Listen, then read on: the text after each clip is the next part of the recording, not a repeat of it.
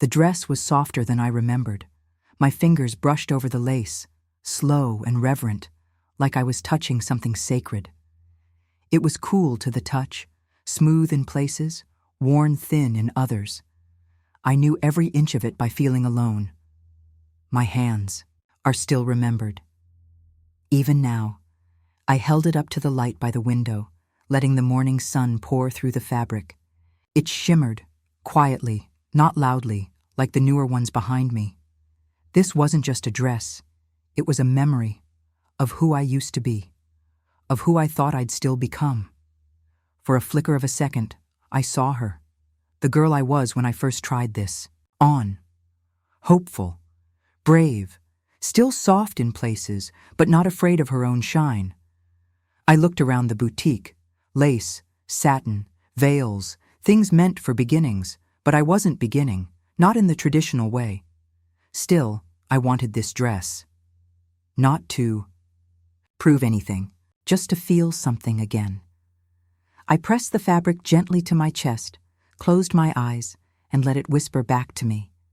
I was still here, still worthy of beauty, still able to be seen, even if only by myself.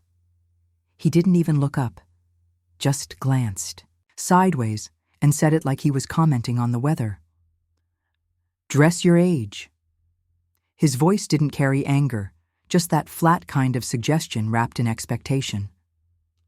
My hand froze, still holding the hanger. I looked down at the dress, then at myself in the glass. It wasn't flashy. Cream lace, long sleeves, simple neckline, timeless. At least it felt that way to me. I turned to him. "What do you mean?" He sighed, half laughed. "You know what I mean, Mom.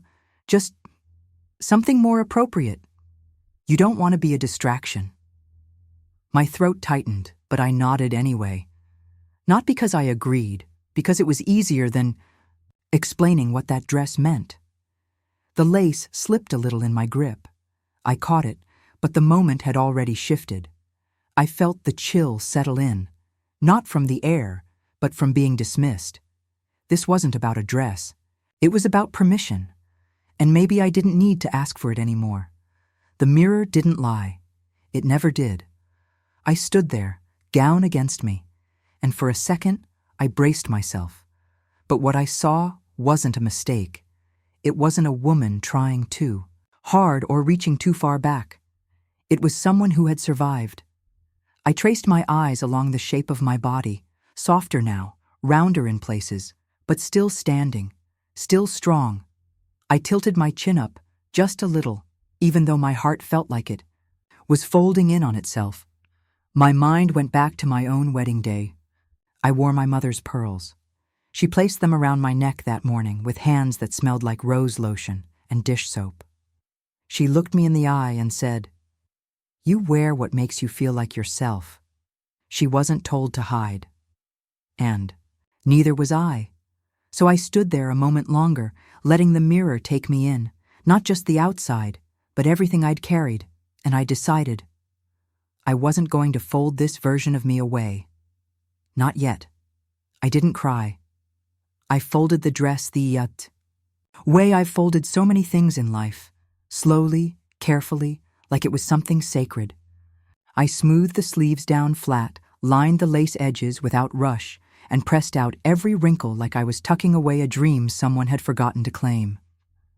The box was cedar-lined, the kind that still smells like memory. I laid the tissue, down first, then the gown, and paused with my hands hovering just above it. I whispered goodbye, not to the fabric, but to the part of me that waited to be celebrated. The part that believed someone else had to say, "You look beautiful," before I could believe it. I closed the box gently, like sealing a time capsule. No audience, no applause, just quiet grace. And in that moment, I understood something I'd missed before. Maybe letting go isn't about giving up. Maybe it's about choosing what you carry next. She had kind eyes. I could tell she meant well, but that didn't make it easier. She held out a pale pink shawl. "This might be more age-appropriate," she said with a smile that felt too practiced. "The lace can feel a little young. I took it from her hands and smiled back, tight-lipped. Thank you. I didn't argue. I didn't explain.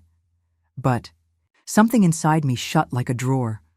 I used to turn heads, walk into a room and feel it hush, not because of shock, but because I brought light. Now, I turned corners quietly, politely, almost invisible. But not today. I placed the shawl back on the rack before I left. I held the box tighter as I walked out, my shoes clicking softly against the floor. I didn't need her to see me. I saw myself. And I liked what I saw. Because style doesn't age.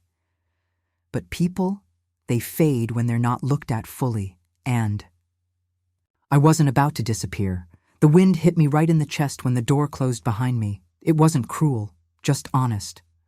Cold in the way truth is. It bit at my cheeks and made my eyes sting.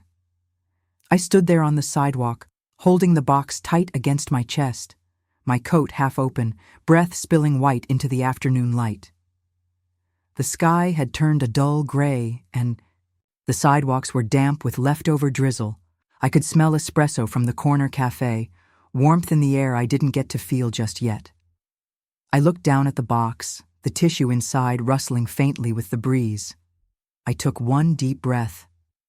Then another. Then I whispered, "Not today." That gown had been waiting for its moment, and maybe this wedding didn't want it, but someone, somewhere, still would.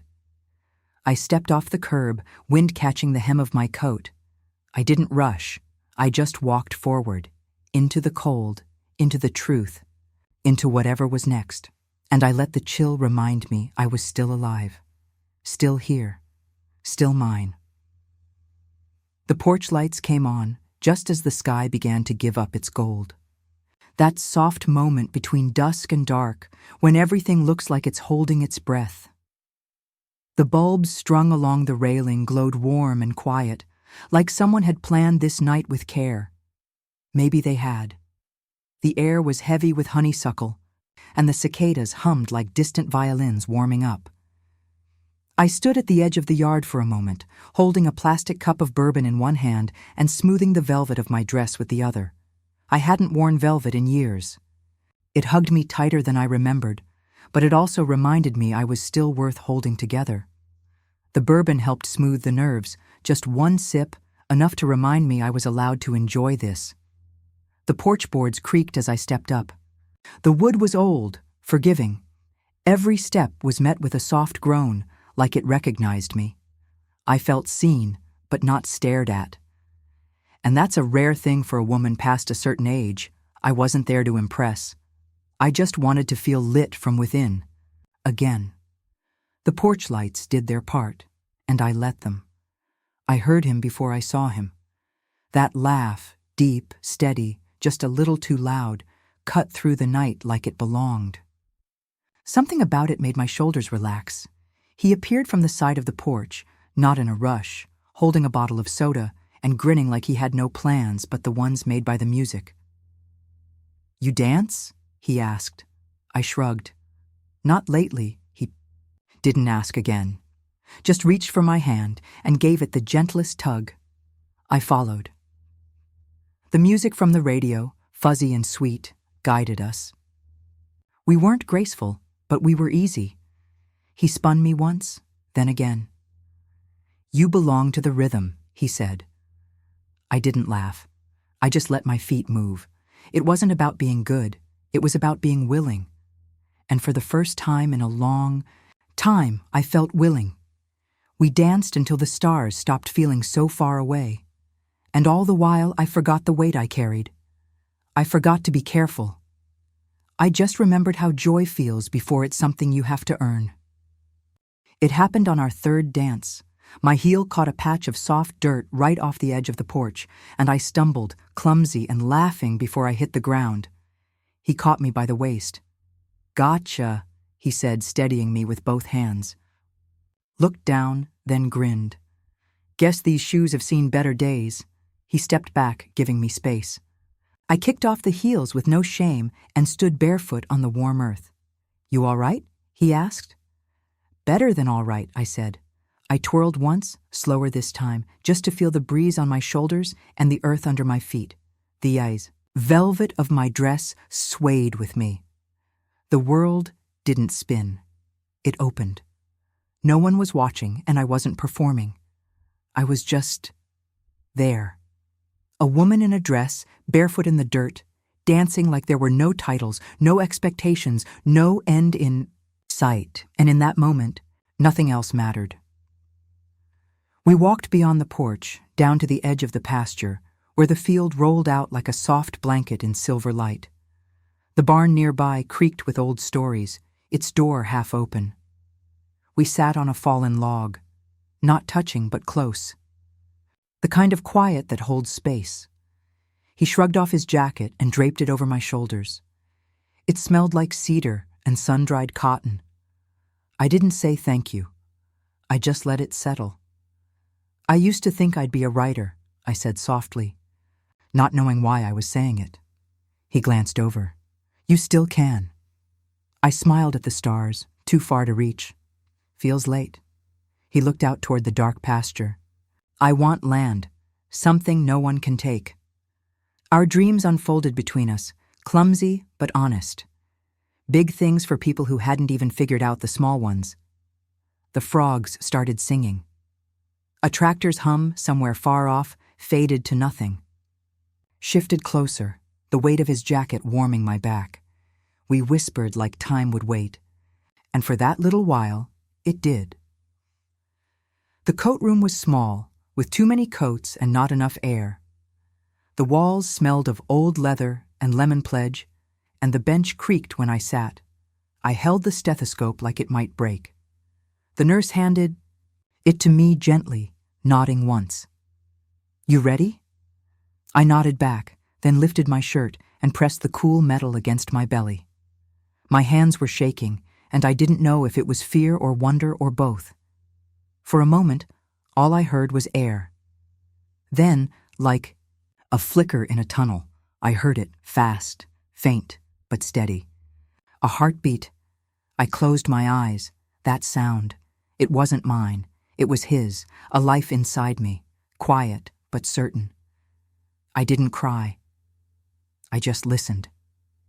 Hold my breath.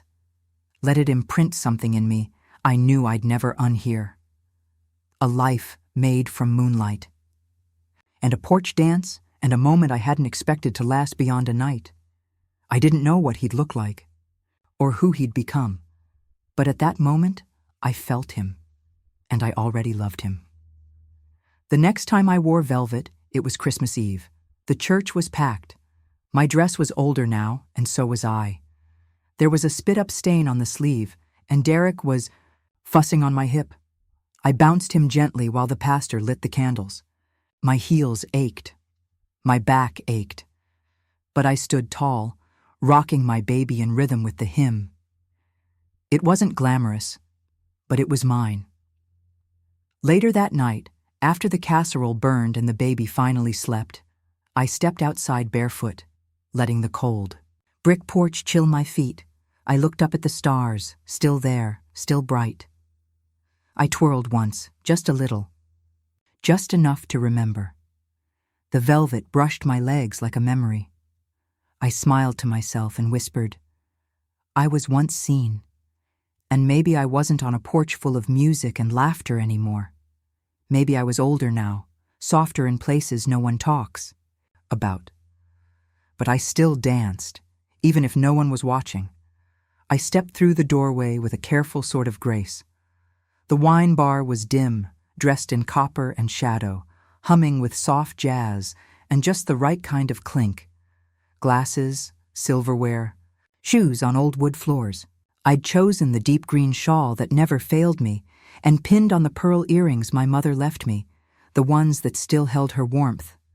Laughter echoed from every table, the kind of easy joy you can't fake. But when I reached ours, something shifted.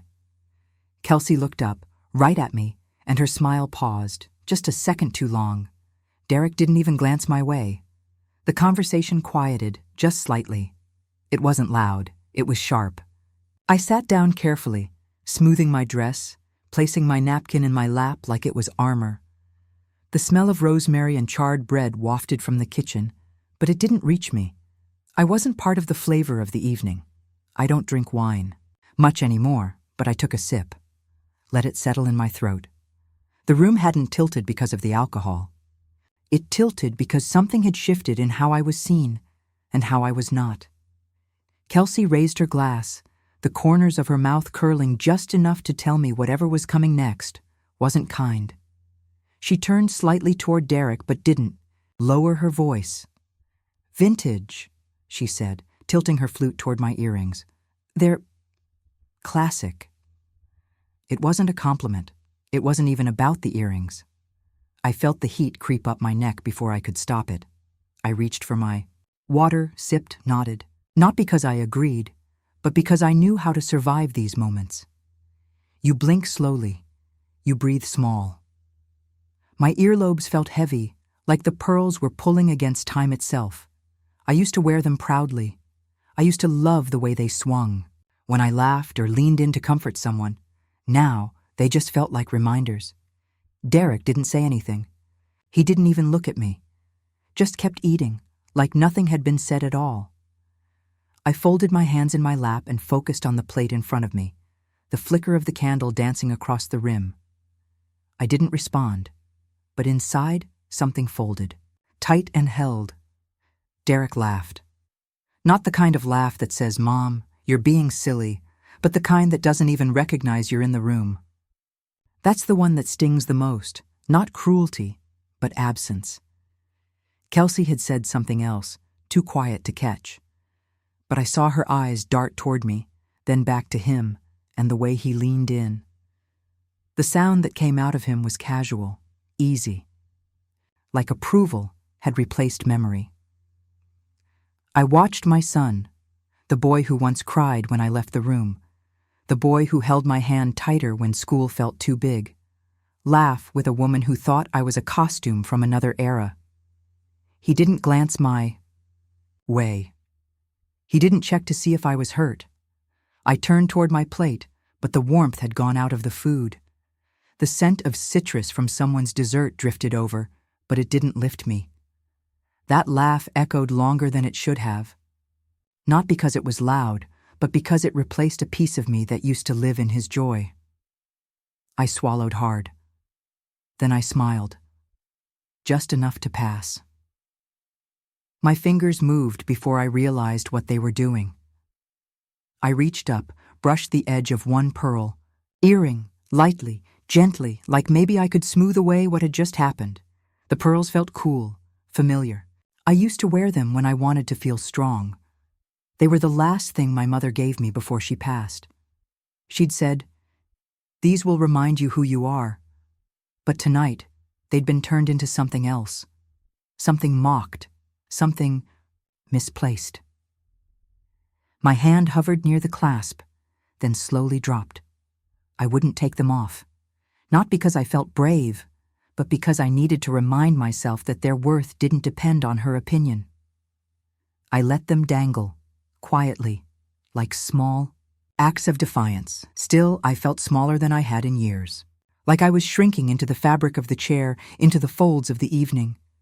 The candlelight flickered across the tablecloth, long shadows stretching toward me, and I stayed still, earrings intact, back straight, chin lifted just enough to keep myself from crumbling.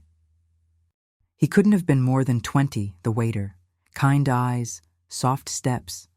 He approached slowly, balancing a plate in one hand and a tiny silver spoon in the other.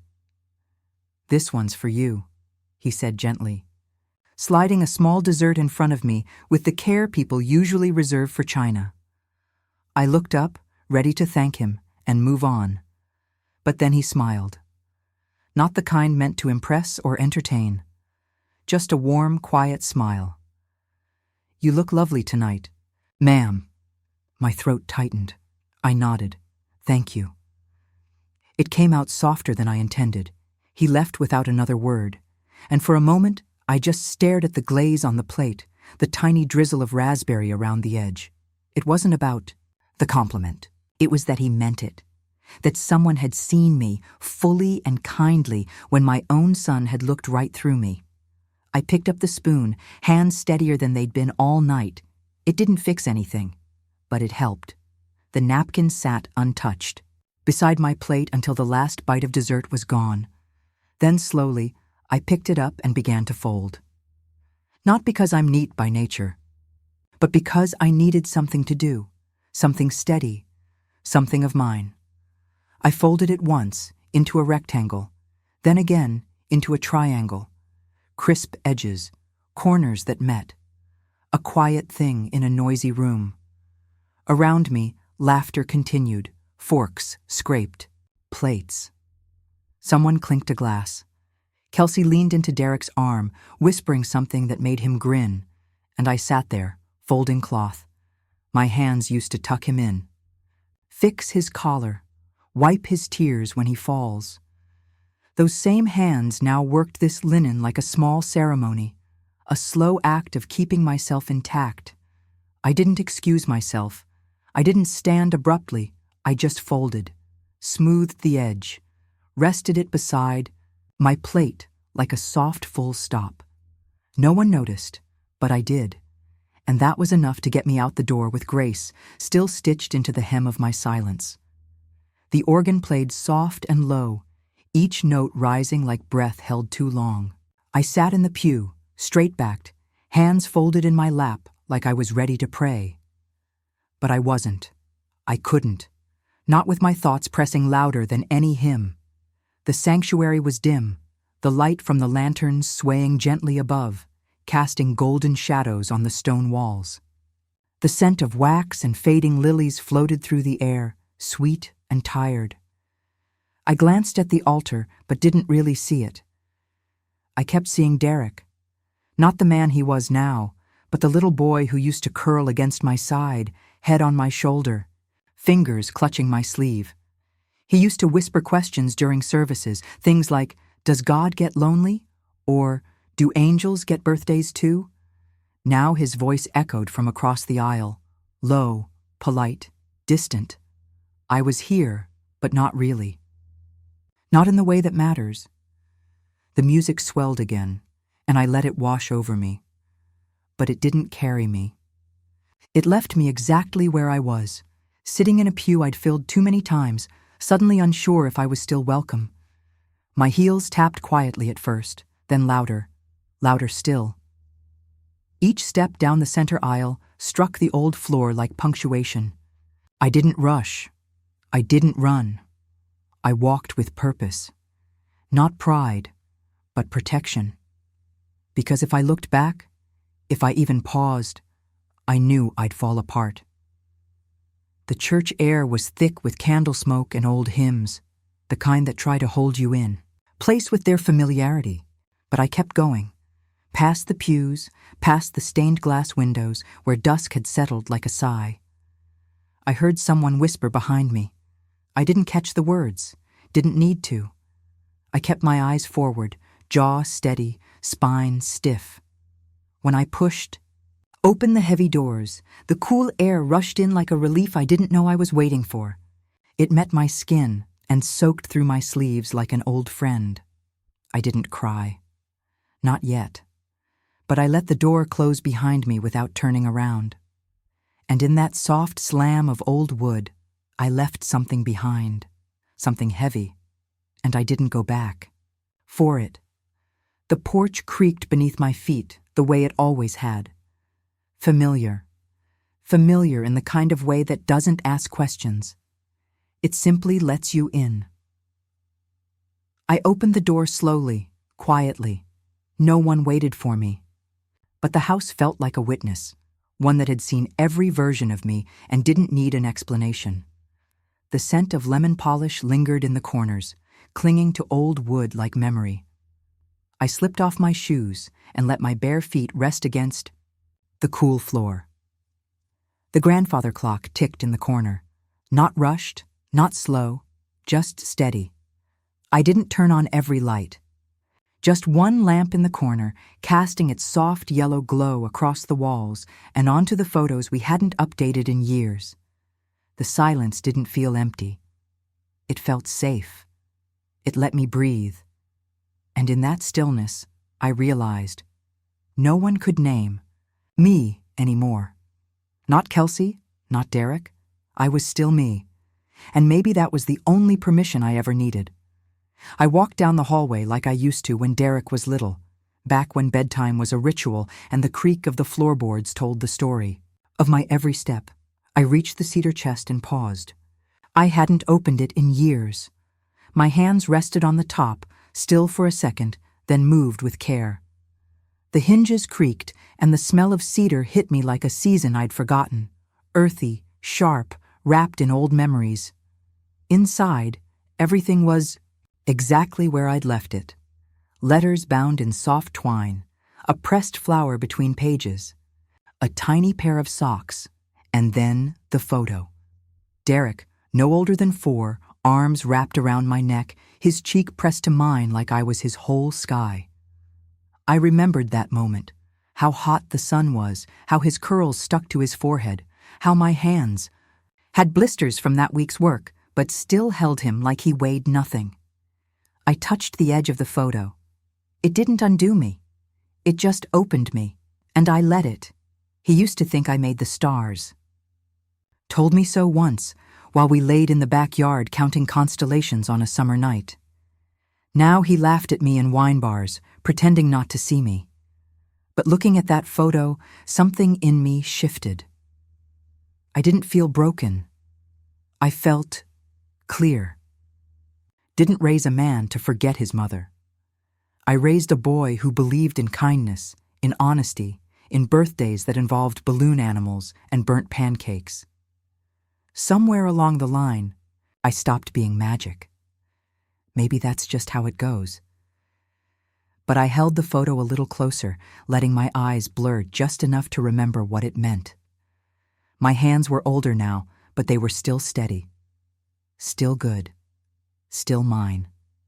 And for the first time that day, I felt something stronger than sorrow. I felt sure. Usually I'd close it, snap the latch, tuck the past back into its box, and move on with my night. But not this time. This time, I left the chest open. The photo lay on top, facing up. The letters breathed faintly under the lamplight. Nothing looked urgent or buried. It all just rested. I sat nearby, the old quilt around my shoulders, the lamp glowing soft beside me, and I thought, why do we hide the best parts of ourselves just to make others comfortable? Why do we tuck away our stories like clutter? I didn't have answers, but I knew I wasn't going to shrink anymore. That chest held love and labor and the kind of devotion no apology could erase. Derek may have forgotten, but I was done forgetting.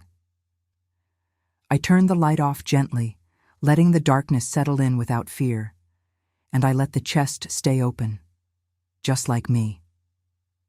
The knock came at 2:07 a.m., not sharp, not panicking, just unsure, like whoever was on the other side wasn't certain they deserved to be there. I was halfway down the stairs when I froze, hand resting on the banister, heart already knowing. It wasn't the hour. That made me pause. It was the ache tucked inside that knock.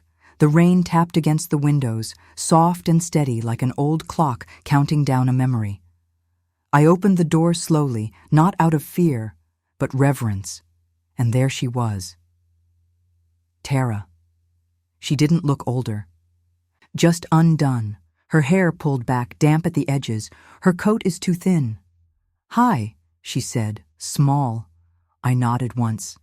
"Come in," I whispered, and stepped aside. The porch light cast a long shadow behind her as she crossed into the doorway. No explanations. No need. Sometimes a knock is enough to tell the truth. She stepped inside, and I could feel her trying not to take up too much space. That hadn't changed. Her coat was damp, sleeves too long, and her hair pulled back like she hadn't thought about how she looked, only how fast she could get here. Her eyes met mine, still soft, still proud. "Do you still—" she started, glancing at the kitchen.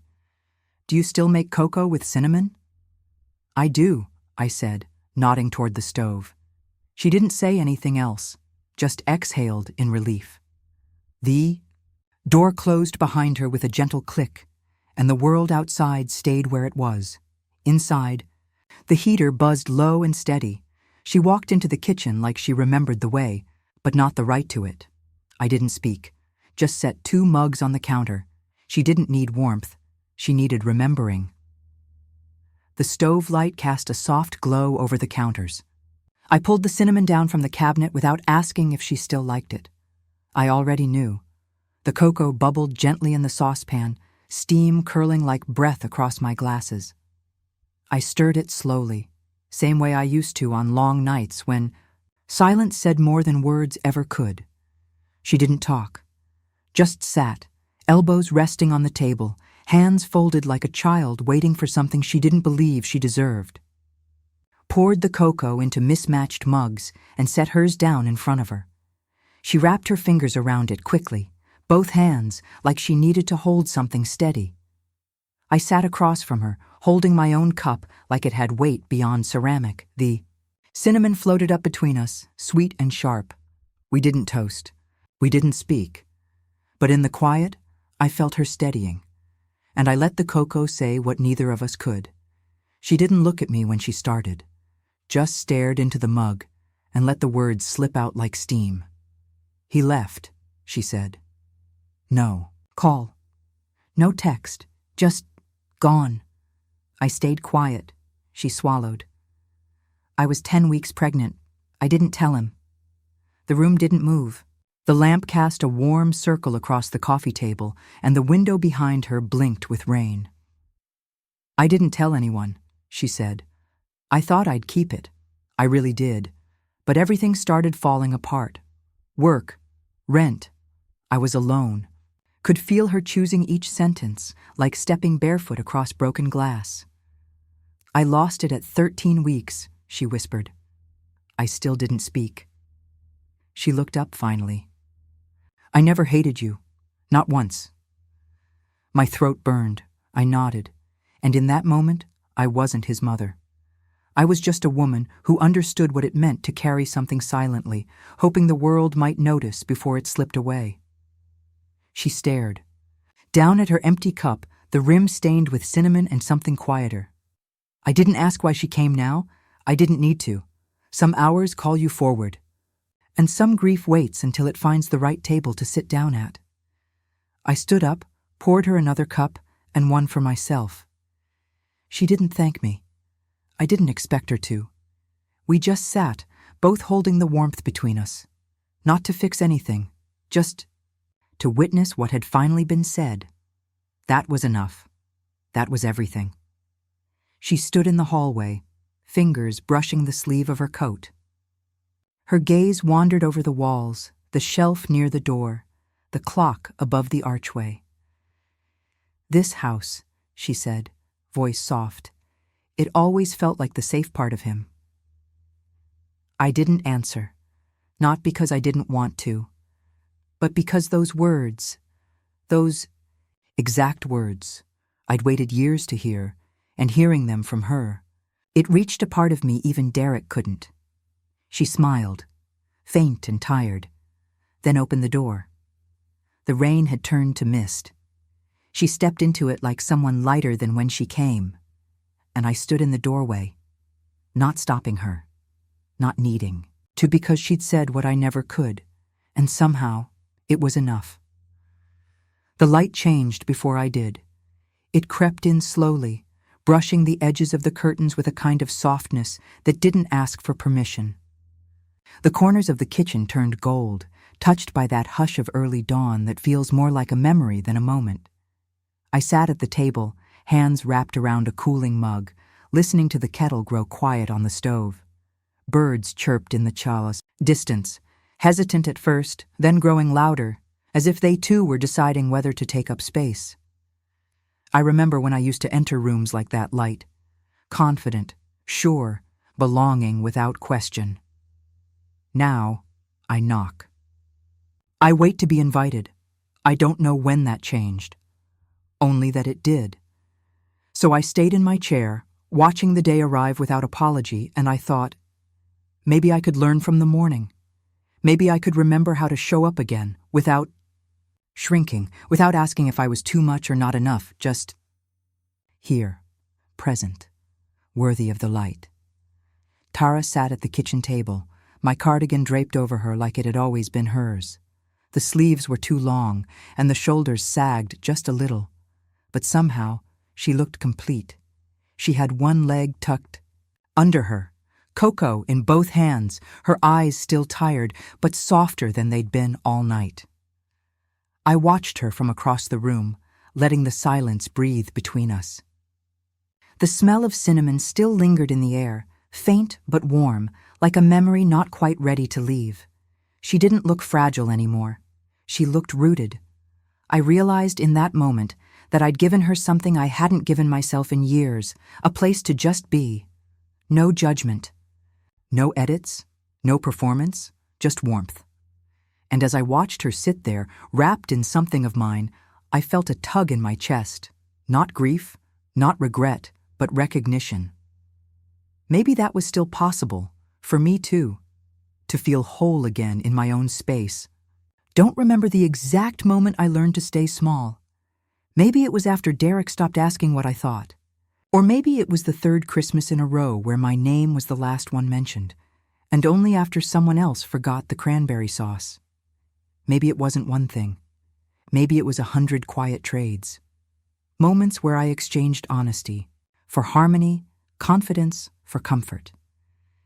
It looked like wisdom from the outside, calm, composed, kind. But kindness without self is just silence. I used to speak with certainty. I used to take up space at the table, not because I was loud, but because IT mattered. Somewhere along the line, I decided that peace meant shrinking, that if I was small enough, no one would push back. But sitting there that morning, in the growing warmth of the sun, I saw it for what it was. Not grace. Fear dressed up polite. And I was tired of being polite to my own pain. The breeze slipped through the window, gentle at first, then sure of itself. It carried birdsong, louder now, unbothered and full of morning. Tara's spoon clinked against her mug as she set it down. She didn't speak, just looked at me in a way that didn't need words. And I thought about all the years I stayed quiet, all the moments I held my tongue in the name of peace. But real peace doesn't leave you erased. It doesn't make you disappear in photos or in memories or in your own home. I'd spent years vanishing in pieces, first in family plans, then in dinner conversations, and finally in my own mirror. But there she was, Tara, young, hurting, and still needing something only a woman like me could offer. Not advice. Not approval. Just presence. And I realized I still had that to give. Not because I was older, but because I'd lived. And that matters. I used to be fired. I argued at potlucks. I danced barefoot on stormy nights. I wore red lipstick to the grocery store because it felt like a Tuesday thing to do. I didn't ask if I was too much. I didn't ask at all. But over the years, I became quieter, softer. Not in a tender way, in a way that asked for less. That morning, I caught my reflection in the window. Faint, older, but still there. Behind the tired eyes and folded lines, I could still see her. The girl who wrote poems on napkins, who said what she meant even if it cracked the room open. The girl who never needed permission to shine. And I knew right then, she hadn't left. She'd just been waiting for me to come back. So I reached up, brushed my hair away from my face, and nodded once at the window. The fire hadn't gone out. It had just gone quiet, and I was ready to hear it again. I stood up slowly, not rushed, not shaky, just ready. Tara had gone back to the guest room, but the cardigan she borrowed still hung over the chair. I picked it up, folded it with care, and placed it on the armrest like a small ceremony. Not for her, for me. It felt like a quiet promise that I'd stop setting myself aside, that I'd stop waiting to be asked. The porch was filled with golden light now, the kind that touches everything without asking if it belongs. Birds chirped without apology. The scent of garden herbs floated in through the open door, basil, thyme, something warm from the earth.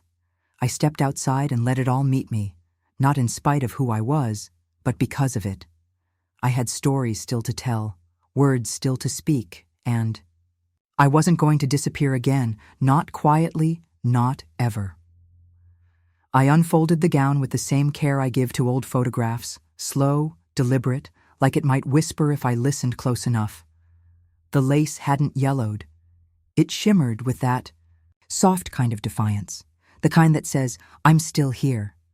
The light fell across the pinewood floor in slow-moving rectangles, brushing the fabric with gold. I held the dress up, turning it gently in the air. And as I laid it beside Tara, something in me caught. It didn't look dated. It looked renewed. Not. Just the dress, her too. I didn't see a garment. I saw a chance. Not to relive something, but to release it. I'd saved that gown for a moment I thought would never come. But maybe I'd been waiting for the wrong kind of celebration. She stood nearby, barefoot, quiet. I could feel her holding her breath, and I smiled. Because the dress still held something, and it was ready to be worn by someone who needed it now. She didn't move right away, just looked at the dress like it was asking something of her. Her eyes flicked toward the mirror, then back to the floor. You don't have to, I said gently. She nodded once. I want to. So I helped. One foot, in, then the other, careful, like we were stepping into something holy. The zipper whispered its way up her back.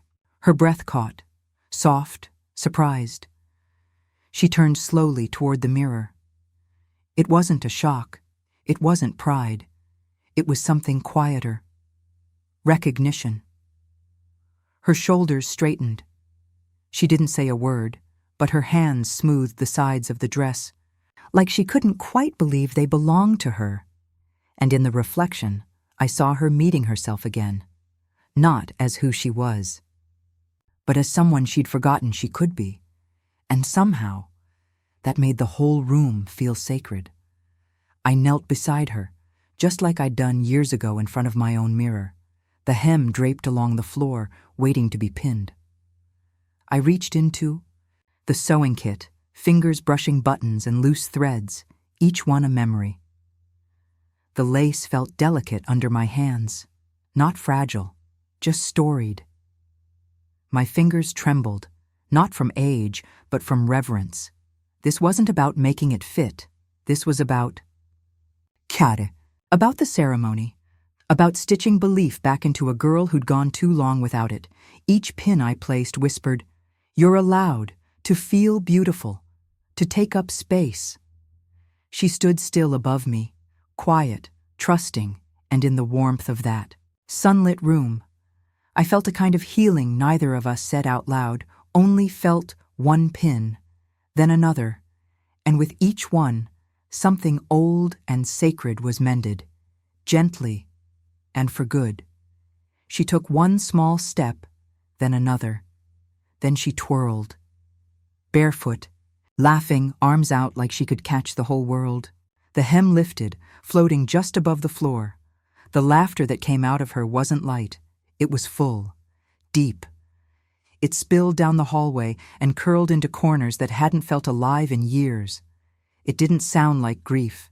It sounded like permission, like a door swinging open somewhere inside her chest. I stood by the wall, hands folded, watching her bloom right in front of me. And for a second, I forgot everything else. I didn't feel old. I felt present, like someone passing a flame, not a burden. Like this gown, this moment, wasn't an ending, but a spark. She caught her breath, brushing hair from her face, and the hallway was brighter for it.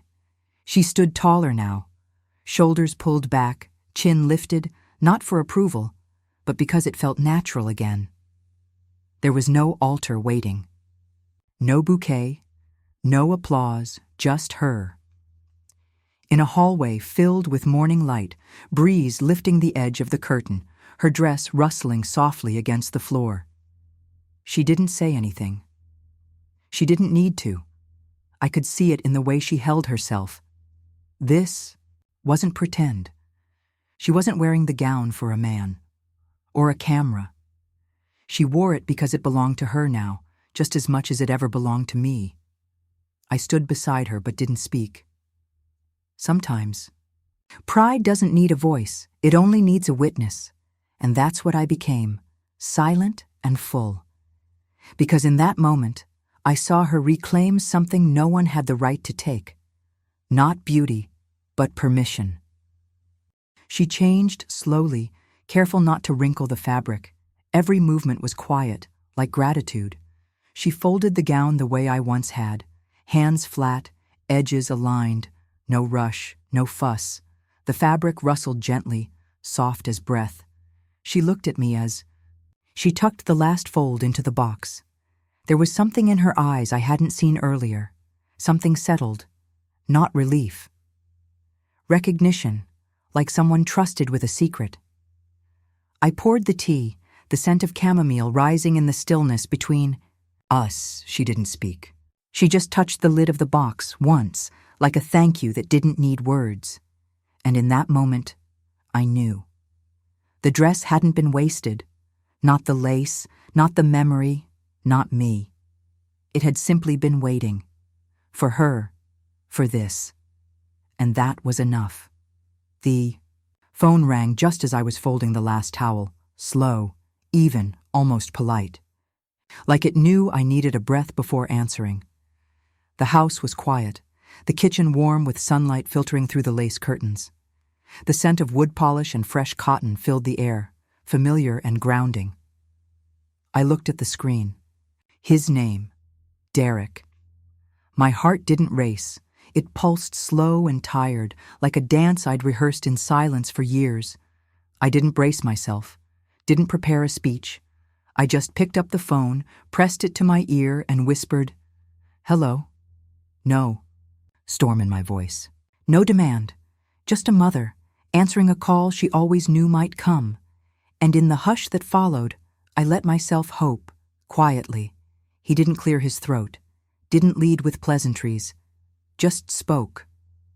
"I didn't know you still had that dress," his voice cracked around the edges, like he hadn't meant to say it out loud. I stood still, one hand on the back of the kitchen chair, the other holding the phone close enough to feel the weight of his words. He wasn't angry. He was uncertain. And that, somehow, reached me more than any apology ever could. His voice, once so smooth and sure, now trembled like a boy standing outside a memory too big for his shoes. I didn't interrupt, didn't fill the space. I let the silence stretch between us, wide and soft, not as punishment, but as permission, to be real, to be broken, to be sorry without saying it. Outside, a bird chirped from the screen door. The house didn't breathe, but I did, slow, steady, listening with all the love I hadn't said out loud in years. "There's a lot you've forgotten," I said, my voice low but clear, not bitter, not sharp, just true. "You forgot how I used to laugh when you danced in the hallway. You forgot how I stayed up with you through every fever, every nightmare, every spelling test you said didn't matter. You forgot that I once made every room feel safe, and maybe that's how it goes. Maybe sons are supposed to forget a little so they can grow, but I was still here. The porch light wasn't on yet, but the sun was low, casting long shadows across the wood floor. Dust danced in the beams like old memories that refused to settle. "Don't need you to remember everything," I said softly. "Just enough." And I sat down in the rocking chair, not to wait, but to rest. Because being invisible takes work, and I was done carrying that weight alone. He didn't say, "I'm sorry." He said, "Can I come by?" Then, after a pause, "Maybe for cocoa, like we used to?" I closed my eyes and let that sit in the quiet. There was no ask for forgiveness, no sweeping confession, just a son trying to find his way back through something familiar. And I said yes. Not because I'd forgotten the sting, but because I remembered. The boy who once asked for second marshmallows and called me magic. The sun was dipping lower now, casting amber light across the porch planks. The wind rustled through the magnolia branches, stirring something loose in me. I stood slowly, went to the kitchen, and reached for the cocoa tin. Because sometimes memory doesn't need words, just warmth, and a cup placed gently on the table. Waiting. Stepped onto the porch before he arrived and eased myself into the rocker. The wood groaned a little, just like it always had. I set it moving with the heel of my foot, slow, steady. It was something I used to do while waiting for the school bus to bring him home. Back then, I'd watch the road, counting clouds and cars, imagining what stories he'd carry in his backpack. This time, there was no backpack, no bus, just a grown man returning to the place that made him. I wasn't nervous, but I was still. The magnolia trees swayed in the breeze, their scent sweet and full. Golden light slid across the porch rails, painting everything soft and familiar. I didn't check the clock. I didn't fidget. I just rocked. Because this wasn't waiting. This was remembering how to receive, and I was ready. I didn't lock the door. For years I did, out of habit, out of fear, out of ritual, but tonight I left it cracked open. Just enough, not wide enough to assume, just wide enough to say, I'm still here if you're ready. The porch light flicked on with a soft hum, casting a circle of gold across the welcome mat. The scent of cocoa drifted through the house, familiar and warm. I heard footsteps, slow. Then the door opened. He stood there for a second, hands in his pockets, like he didn't know what to do with them. I didn't speak. I just smiled and nodded toward the kitchen.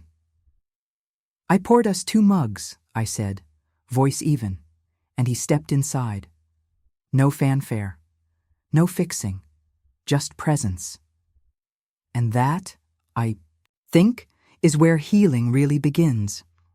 I used to wait for someone to ask what I thought.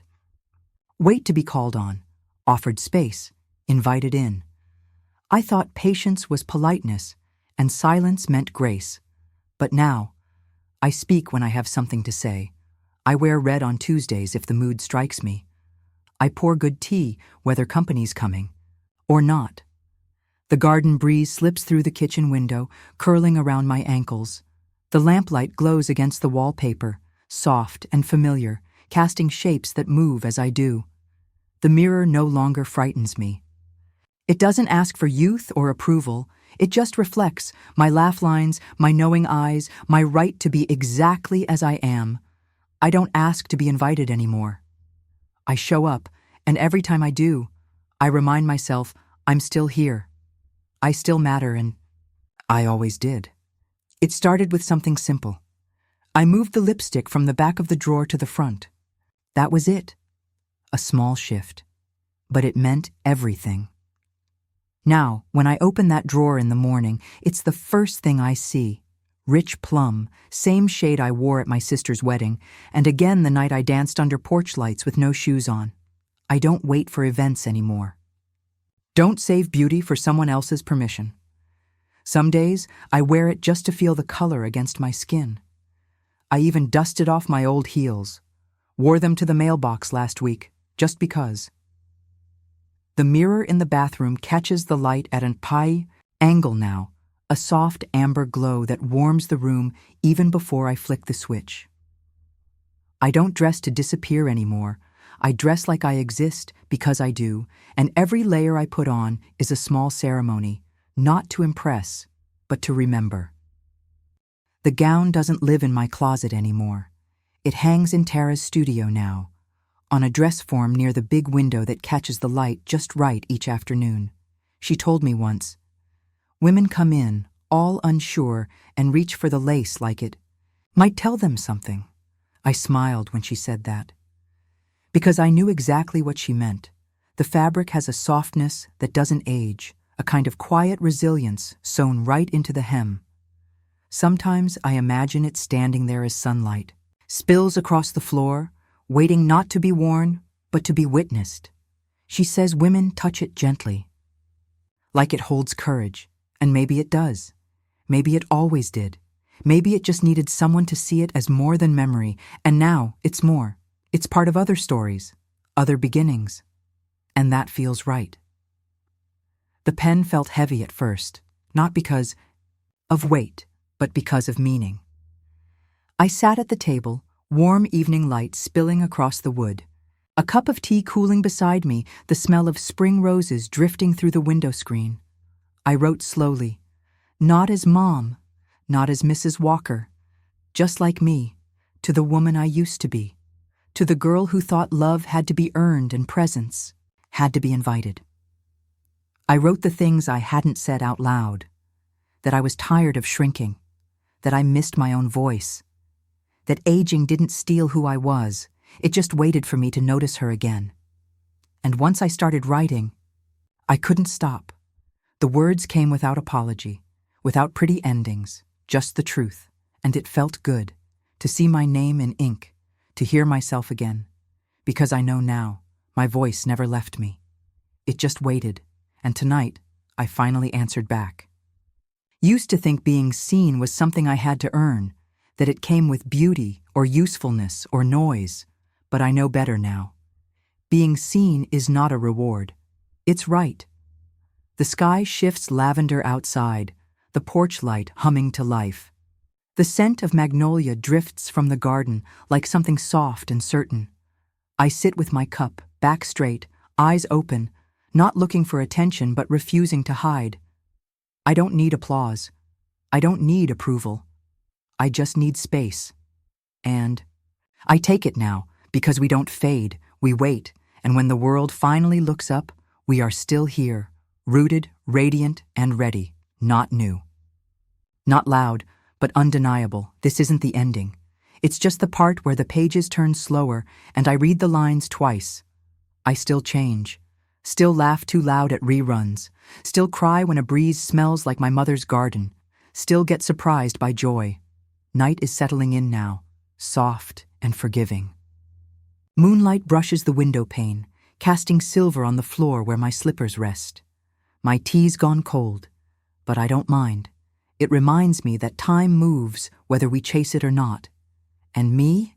I'm still becoming, still growing into the woman I never had time to be before. Becoming doesn't stop at birthdays or goodbyes. It just gets quieter, more honest, and I'm learning to listen because I'm not done, not even close. If you've ever found your voice again after years of quiet or worn something just to feel like yourself, I'd love to hear about it. And if this story felt like a soft reminder that you're still becoming too, I hope you'll stay a while.